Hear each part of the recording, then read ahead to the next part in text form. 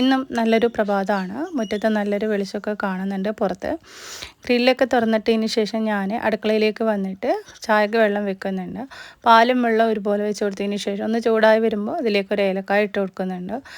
പഞ്ചസാരയും ചായപ്പൊടി ഒരുപോലെ ഇട്ട് കൊടുത്ത് തിളച്ച് വരുന്ന സമയത്ത് അരിച്ചിട്ട് ഗ്ലാസ്സിലേക്ക് മാറ്റിയിട്ടുണ്ട്. രാവിലെ ഒരു ഗ്ലാസ് ചായയൊക്കെ കൂടി കഴിഞ്ഞതിന് ശേഷം പിന്നെ ദോശയൊക്കെ ഉണ്ടാക്കിയെടുത്തിട്ടുണ്ടായിരുന്നു. ഉച്ചക്കൊക്കെയുള്ള ചോറിനുള്ള അരി ഇട്ട് കൊടുക്കുകയാണ്.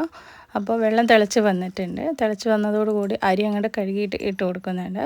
ഇനിയിപ്പോൾ ചോറിലേക്കുള്ള കറി റെഡിയാക്കി എടുക്കാൻ വേണ്ടിയിട്ട് കുറച്ച് ഇല എടുത്തിട്ടുണ്ട് കേട്ടോ. മത്തൻ്റെ ഇലയാണ് എടുത്തിട്ടുള്ളത്. അതൊന്ന് നുള്ളി എടുക്കണം.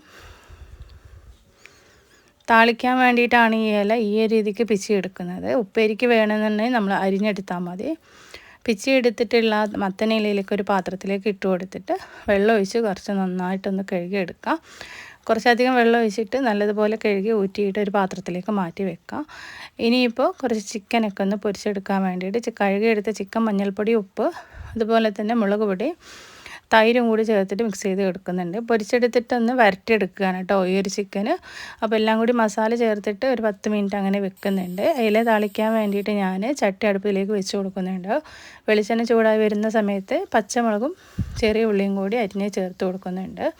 ഇതൊന്ന് നന്നായിട്ട് മൂത്ത് വരുന്ന സമയത്ത് ചോറ് ഊറ്റി വെച്ചിട്ടുണ്ടായിരുന്ന കട്ടിയുള്ള കഞ്ഞിവെള്ളം ഇതിലേക്ക് ഒഴിച്ചു കൊടുക്കുക. ആവശ്യത്തിന് ഉപ്പും കൂടി ചേർത്ത് തിളച്ച് വരുന്ന സമയത്ത് മത്തനയില ഇതിലേക്ക് ഇട്ട് കൊടുക്കുക. ഒരു 3-4 പ്രാവശ്യം തിളച്ച് വരുമ്പോഴേക്കും മത്തനയില നന്നായിട്ട് സോഫ്റ്റായിട്ട് വെന്ത് വന്നിട്ടുണ്ടാവും. അപ്പോൾ ഇല ഇവിടെ റെഡിയായി എടുത്തിട്ടുണ്ട് കേട്ടോ. 2-3 പ്രാവശ്യം ഒന്ന് ഇളക്കി മിക്സ് ആക്കിയതിന് ശേഷം പിന്നെ അങ്ങോട്ട് മൂടി വെച്ചാൽ മതി. മത്തനയില ഇവിടെ താളിച്ച് റെഡിയായിട്ടുണ്ട്. ഇനി കുറച്ച് പപ്പടം കൂടെ ഒന്ന് പൊരിച്ചെടുക്കുകയാണ്.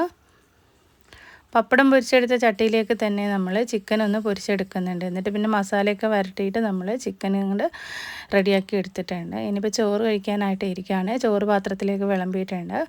ചിക്കൻ പൊരിച്ചതും അതുപോലെ തന്നെ ചിക്കൻ വരട്ടിയെടുത്തതും മത്തനിലയുണ്ട് കേട്ടോ. അതിൻ്റെ കൂടെ നമുക്ക് ഒരു ഒഴിച്ച് കറിയായിട്ട് ഒരു തക്കാളി താളിപ്പും കൂടി ഞാൻ ഉണ്ടാക്കി എടുത്തിട്ടുണ്ട്. നല്ലൊരു ഊണാണ് ഇന്ന് റെഡിയാക്കി എടുത്തിട്ടുള്ളത്. വീഡിയോ വിശേഷങ്ങൾ നിങ്ങൾക്ക് ഇഷ്ടമായിട്ടുണ്ടെങ്കിൽ അഭിപ്രായങ്ങൾ അറിയിക്കുക. പപ്പടം കൂടി വെച്ച് കൊടുത്തിട്ടുണ്ട് കേട്ടോ. ഒരുപാട് ദിവസമായി നമ്മൾ റെസിപ്പീസ് വീഡിയോ ഒക്കെ ഇട്ടിട്ട്, അപ്പോൾ കുറച്ച് വ്ളോഗും വീഡിയോ ആയിട്ടും റെസിപ്പീസ് വീഡിയോ ഒക്കെ ആയിട്ട് ഇനി നമുക്ക് വീഡിയോയിൽ കാണാവുന്നതാണ്.